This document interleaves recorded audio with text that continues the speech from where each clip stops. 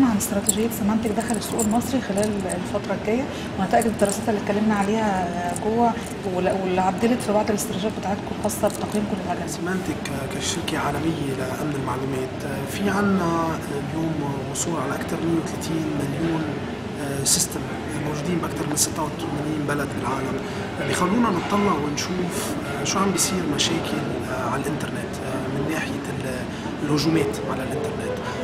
والملفت للنظر بالريبورت اللي طلعناه هلا انه الهجمات عم بتزيد، والهجمات على الموبايل عم بتزيد، لانه اليوم الموبايل عم بيستعمل اكثر واكثر من الناس. وبمصر شفناها من خلال الاحداث اللي صارت هلا مش من زمان بمصر قديش الموبايل لعب دور مهم. استعمال الموبايل عم بيزيد من الهجمات اللي عم بتصير على الموبايل، واستعمال السوشيال نتوركس كمان هي شغله عم بتاثر على الاتاكس اللي عم بيصيروا. بقى لاحظنا باخر سنه من خلال نظرتنا للانترنت عامه انه هول شغلتين صار في كثير عليهم هجمات. في شغله كمان ثالثه صار في هجمات كثير عليها، هي الامور المحدده، الهجومات المحدده لامور محدده، مثل موضوع الستاكس نت اللي صار، اللي هو كان كرمال المفاعل النوويه بايران. بقى كان هجمه محدده. والشغله الرابعه هو الهجمات اللي عم بتصير على الشركات كرمال اخذ المعلومات عن المستهلكين، كانت الايدنتيتي تبع الناس، يا اما الكريدت كارد انفورميشن، يعني الهويه تبع الناس، يا اما الكريدت كارد انفورميشن. وعم نشوف انه اليوم الكريدت كارد المسروقين عم ينباعوا بالسوق السوداء من اقل من دولار ل $100 حسب شو هي الكارت وشو الليمت تبعها واللي عم بيصير. وطبعا مصر هي معرضه لهالاخطار، وعم بيصير في مشاكل هون بمصر، لانه اليوم في عولمه، يعني ما في حدود بالنسبه للهجمات اللي عم بتصير. ومصر كمان عم يصير فيها كثير هجمات اليوم هون. ونحن بالنسبه كسيمانتك الاستراتيجيه تبعولنا لمصر مكمله مثل ما كنا مرين قبل، وهي استراتيجيه بتزيد استثمارنا بمصر لهيدي السنه، لانه مصر من الاقتصادات الكبيره كثير بقلب المنطقه، بقلب الميدل ايست، يعني الشرق الاوسط. طبعا المستوى تبع الهجمات اللي عم بيصير ممكن ياثر على الامور الرقميه الموجوده هون، وكسيمانتك بنلعب دور كامل متكامل، ان كان من ناحيه المستهلك ولا الشركات ولا الحكومات، نساعدهم يامنوا المعلومات الموجوده عندهم من كل الاخطار الموجوده، ويتاكد انه هول المعلومات ما يصير في لعب فيهم او ما ينسرقوا. بالظبط. طب حضرتك في داخل السوق المصري هل لكم تركيز على استراتيجيه التعامل مع الكيانات الحكوميه فقط، ام ان الشركات الصغيره والمتوسطه ليها ايضا وضع في الاستراتيجيه بتاعتها؟ نحن الاستراتيجيه تبع سيمانتك بتتعاطى مع كل المستويات، وهيدي بطبيعه سيمانتك وحجم سيمانتك.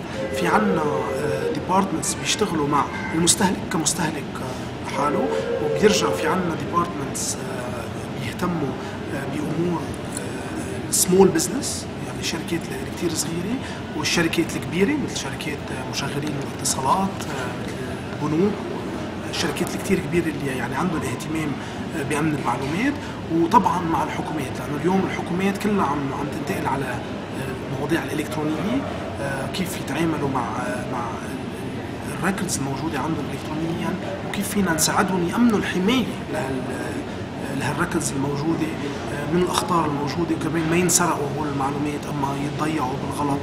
ونحن كسيمانتك بنلعب هيدا الدور. بقى سيمانتك بتلعب دور على المستوى الحكومي، وعم نلعب هيدا الدور ان كان عالميا ولا بمصر، مع الشركات الكبيره، ومع السمول بزنس، سمول اند ميديوم بزنسز، وحتى مع المستهلك من خلال تامين الموبايل تبعه ولا اللابتوب ولا الديسكتوب، من خلال تامين الحمايه له.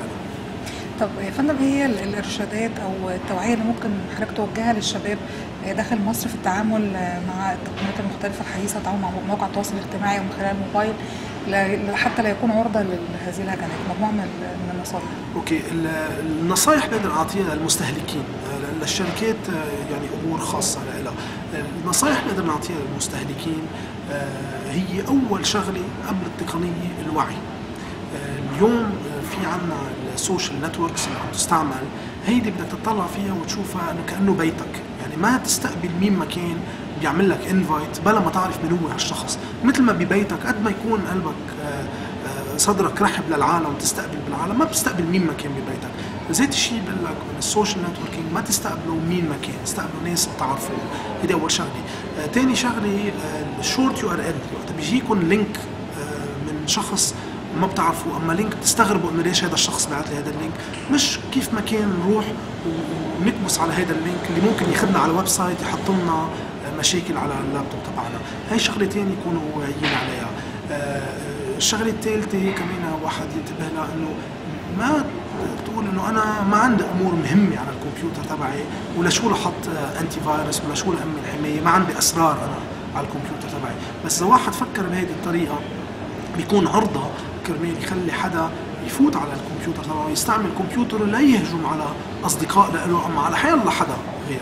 بقى تاكدوا انكم عم تحطوا الحمايه من شركات معروفه مثل سيمانتك للكمبيوتر عندكم، وما تروحوا للامور اللي بتلاقوها على الانترنت فور فري، لانه مرات هول الامور بيكونوا هن بحد ذاتهم فيروس. بقى انتبهوا شو عم تعملوا داونلود من الانترنت للحمايه للكمبيوتر تبعكم.